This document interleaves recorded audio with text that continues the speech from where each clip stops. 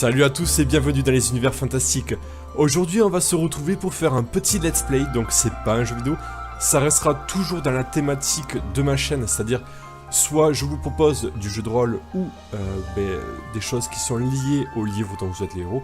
Donc aujourd'hui on se retrouve pour un livre dont vous êtes les héros qui s'intitule Les Maîtres des Ténèbres. J'espère que ça va vous plaire parce que créer des aventures interactive dont vous êtes les héros me prend relativement pas mal de temps et je me suis dit pourquoi pas essayer de diversifier un petit peu ma chaîne en proposant d'autres contenus. Donc voilà, on va essayer de faire ça ensemble, j'espère que l'aventure vous plaira. Allez, c'est parti. Donc le livre nous propose de choisir 6 disciplines, Kai. Donc on va faire ça ensemble. Moi, je vais partir sur quelque chose de un petit peu défensif, on va dire. Je vais prendre la guérison. Donc ça permet de récupérer des points de vie dans l'aventure. Ensuite on va prendre le bouclier psychique, c'est bien pratique, ça fait un petit peu office de défense à la manière des Jedi. Ça permet de créer des boucliers de force, et donc ça c'est plutôt pratique. Donc on va prendre, il nous reste 4 compétences. Je vais prendre le 6ème sens qui peut être vraiment pratique. Donc c'est un petit peu le sens de l'araignée.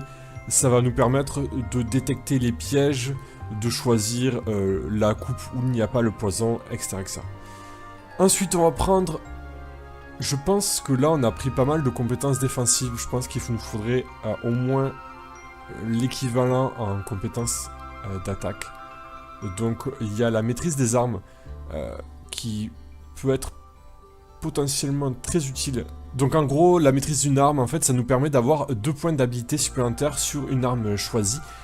Donc ça nous permet d'être bien plus fort avec l'épée, la hache ou le glaive, etc. Donc ça, je vais le prendre parce qu'on n'est pas très fort au niveau du combat.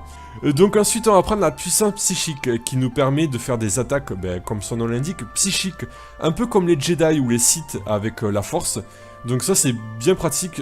Cependant, il y a quelques créatures qui ne sont pas sensibles. Donc bon, on va partir sur ça. Et la 3ème compétence... Je vais prendre la maîtrise psychique de la matière. Et donc là, on va faire un vrai Jedi, puisque là, ça sera le contrôle des objets à distance. Donc en gros, ça va nous permettre de lever des petits objets, d'activer des mécanismes à distance. Donc ça va être vraiment très pratique. Donc voilà, je pense qu'on a notre personnage qui est pas mal. Donc on va faire... choisir et on va passer à la suite.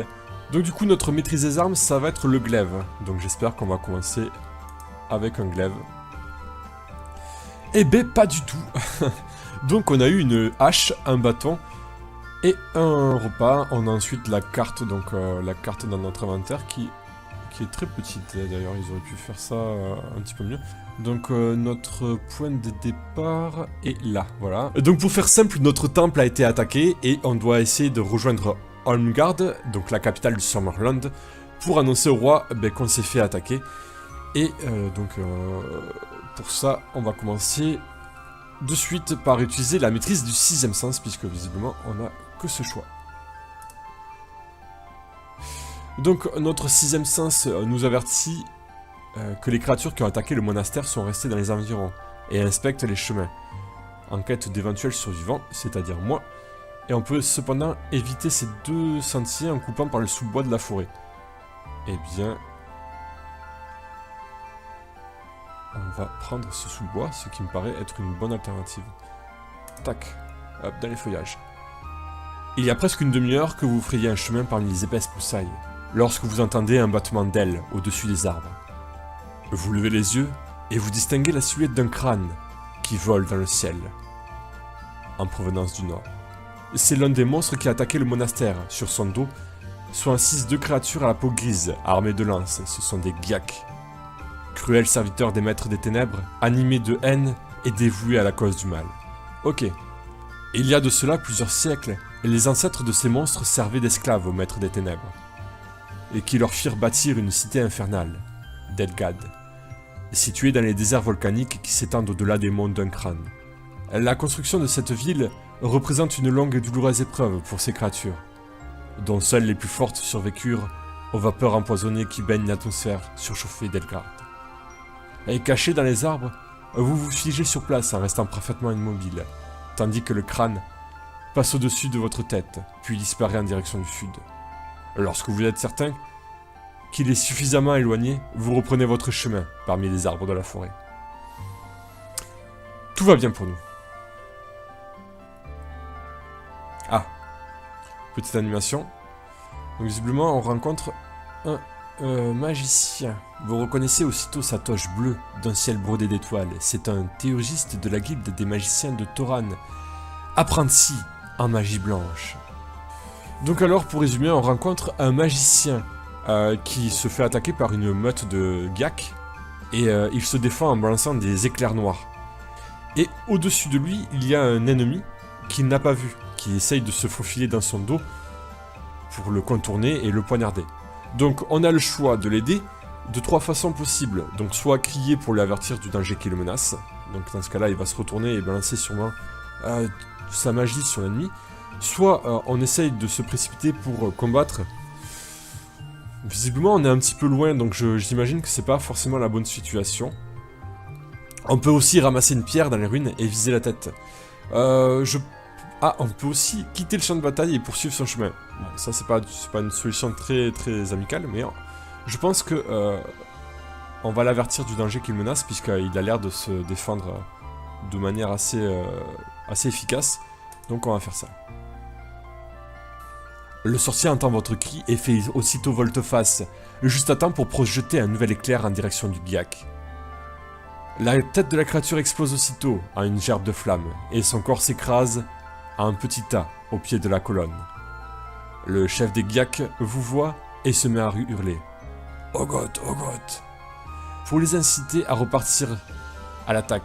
Mais les Gyak apeurés abandonnent bientôt les ruines pour courir se réfugier dans la forêt. Le jeune sorcier s'essuie le front et s'avance vers vous, la main tendue en signe de gratitude et d'amitié.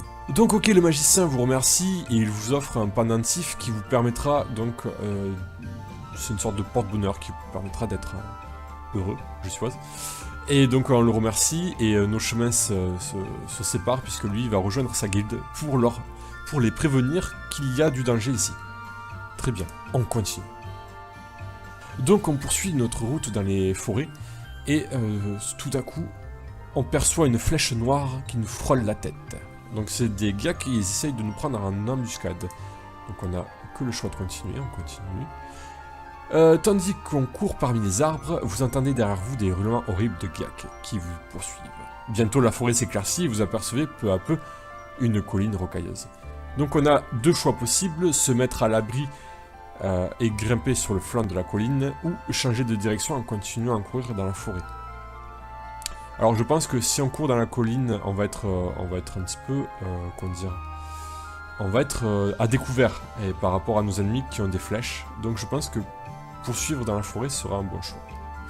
Les Gyak sont des créatures des montagnes, peu habituées à poursuivre leurs proies dans les forêts. Parfait. Vous parvenez à les distancer. Leurs grognements et leurs jurons s'évanouissent au lointain. Ils ont abandonné la course et vous faites alors une courte halte pour reprendre votre souffle. Donc on aperçoit un buisson de couleur rouge, ce sont des brosses à potence. Les épines écarlates et pointues provoquent, lorsqu'on s'y pique, la faiblesse et l'engourdissement. Donc on a 2 choix. Éviter les dents de sommeil en revenant sur le sentier, ou vous frayez un chemin parmi les buissons. Non, je pense qu'on va continuer dans la forêt, parce que si on retourne en arrière, on va retomber sur les Gyak, donc peu importe. Les brosses à potence déchirent votre cape et vous écorchent le bras. Tandis que vous frayez un chemin dans leurs enchevêtrements d'épines, un quart d'heure plus tard, vous sortez enfin des buissons pour poursuivre votre route d'un pas chancelant. Les plaies occasionnées par les brosses à potence vous coûtent 2 points d'endurance, très bien. Vous continuez d'avancer, vos paupières sont lourdes, très lourdes. Donc on arrive devant une pente escarpée. Donc on a le choix entre se laisser glisser le long de cette pente, en prenant bien garde de ne pas tomber, ou prendre le risque de descendre la pente dans l'état de somnolence. Je pense que descendre dans cet état serait un petit peu dangereux. Donc on va marcher le long de la piste. Pendant une demi-heure, vous poursuivez votre chemin dans la forêt, parmi les fougères et les feuillages touffus. Bientôt, vous parvenez au bord d'un ruisseau, vous arrêtez quelque temps pour laver votre visage et boire un peu d'eau. Lorsque vous vous sentez rafraîchi, vous traversez le ruisseau et vous reprenez votre marche. Quelques instants plus tard, vous sentez une odeur de bois brûlé qui semble venir du nord. On s'en fout, clairement. On va pas direction de cette odeur, on va essayer de partir plus vite. La forêt s'éclaircit bientôt et vous apercevez un peu plus loin une vieille cabane en rodin, construite sous un chêne. La cabane semble avoir été abandonnée et il n'y reste apparemment rien de très intéressant. En ouvrant un petit coffre posé près de la porte, un coffre c'est quand même intéressant, vous découvrez des fagots de branches liés ensemble par la ficelle. Les fagots ont été enduits de poids et à leur extrémité. Ils peuvent ainsi faire office de torches. Près du coffre, vous trouvez également un sabre, un briquet, vous pouvez les prendre ainsi que les torches. Eh bien écoutez, on va tout prendre je pense. Torche, non mais non, on a déjà une hache, un bâton. Le bâton ça me rappelle les tortues ninja, donc je pense que je vais rester sur la torche et le briquet. Voilà, je laisse le sabre. Le chemin couvert de broussailles bifurque bientôt, et un autre sentier vous permet d'aller vers l'est.